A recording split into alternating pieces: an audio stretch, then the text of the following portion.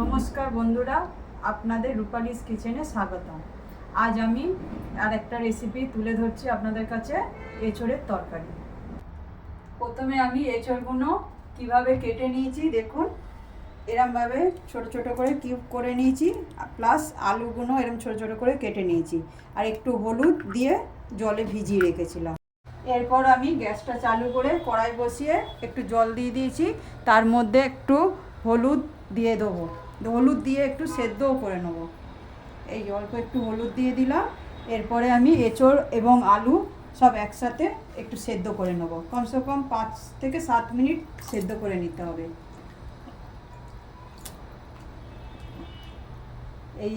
এটা সেদ্ধ হয়ে গেলে তবে তরকারিটা ভালো হয়। দেখুন খুব ভালো সুন্দরভাবে ফুটে গেছে। এরপরে আমি গ্যাসটা অফ করে দেবো। ভালো ফুটে গেছে দেখুন। এক সাইডে আমি ভাতটা বসিয়ে দিই, আর এক সাইডে এঁচোড়ের তরকারিটা শুরু করব। আগে ভাতটা বসিয়ে দিলাম। আজকে আমাদের রেসিপি হলো ভাত, এঁচোড়ের তরকারি। এই এঁচোড়ের তরকারিটা আমার মেয়ে আর আমার খুব প্রিয় খাবার। এঁচোড়টা সেদ্ধ হয়ে গেছে, এবার আমি ঢেলে নিচ্ছি। ভালো সেদ্ধ হয়ে গেছে এঁচোড়ের তরকারিটা। এবার শুরু করছি। প্রথমে গ্যাস জ্বালিয়ে দিলাম, এবার কড়াটা আমি বসিয়ে দিলাম। এঁচোড়ের তরকারি করার জন্য কি কি উপকরণ নিয়েছি দেখে নিন। একটা বড় সাইজে পেঁয়াজ কেটে নিয়েছি, একটা বড় টমেটো কেটে নিয়েছি, আর আমি একটু জিরে গোলমরিচের পেস্ট করে নিয়েছি, আর একটু আদা আর রসুন একসঙ্গে পেস্ট করে রেখেছি। কড়া প্রায় গরম হয়ে গেছে। প্রথমে আমি সর্ষের তেল ঢেলে দিচ্ছি। তেলটা গরম হয়ে গেছে। প্রথমে আমি একটু সামান্য জিরে ফোড়ন দেবো। ফোড়নে জিরে দিলাম, একটু ভালো করে নেড়ে চেড়ে নিচ্ছি। এবার প্রথমে আমি পেঁয়াজগুলো ছেড়ে দিচ্ছি।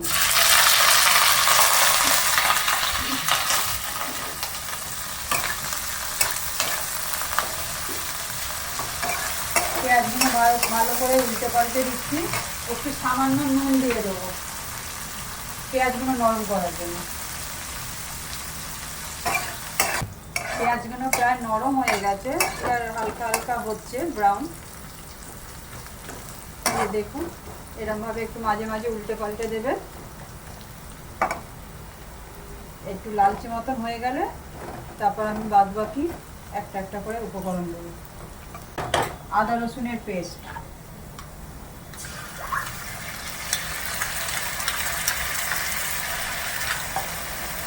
আদা রসুনের পেস্টটা দিয়ে ভালো করে নেড়ে নেব। আদা রসুনের পেস্টটা ভাজা ভাজা হয়ে এসছে। এবার দেবো আমি টমেটোগুলো। টমেটোটা একটা বড় সাইজের আমি কেটে রেখেছিলাম, দিয়ে দিয়েছি। নেড়ে চেড়ে নিচ্ছি ভালো করে। এবার এরপরে আমি দেবো জিরে আর গোলমরিচটা বেটে রেখেছিলাম 1 চামচ, ওইটা দিচ্ছি। আপনারাও এরকমভাবে আমার মতন আমি যেরকমভাবে করছি আপনারা করে দেখবেন, খুব সুন্দর হবে। আর আমি অল্প অল্প মশলা দিয়েই করছি, কারণ খুব যা গরম পড়েছে বেশি মশলা খাওয়াও যাচ্ছে না। এরপরে আমি দেবো একটু 1 চামচ হলুদ গুঁড়ো।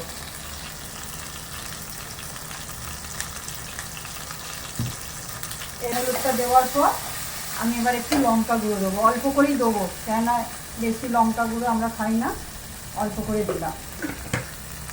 এবার একটু সামান্য জল দিয়ে মশলাটা নেড়ে চেড়ে নেব। ভালো করে নেড়ে চেড়ে নিচ্ছি। এটা একটু নাড়াচাড়ার পর তারপর আমি সেদ্ধ করা এঁচোড়গুলো দিয়ে দেবো, এঁচোড় এবং আলু। আমার মশলাটা পুরো কষা হয়ে গেছে, দেখুন একটু একটু তেল ছেড়েছে। মশলাটা পুরো কষা হয়ে গেছে, দেখুন পাশ দিয়ে সব তেল ছেড়েছে। এবার এর ওপরে আমি এঁচোড়গুলো ঢেলে দেবো। এই এঁচোড় এবং আলু একসঙ্গে ঢেলে দিলাম। তারপর এটা মশলাটা এর সঙ্গে পুরো মিশিয়ে নেব।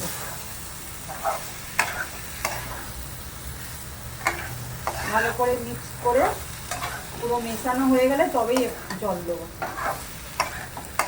এই দেখুন দেখুন এবার ভালো করে মিশিয়ে নিয়েছি এঁচোড়টা এবং আলুটার সাথে। এবার এতে একটু জল দিয়ে দেবো।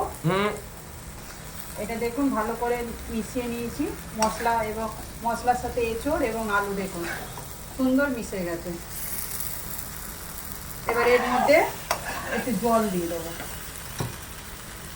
অনেকে ঝোলও পছন্দ করে, আবার অনেকে মাখা মাখাও পছন্দ করেন।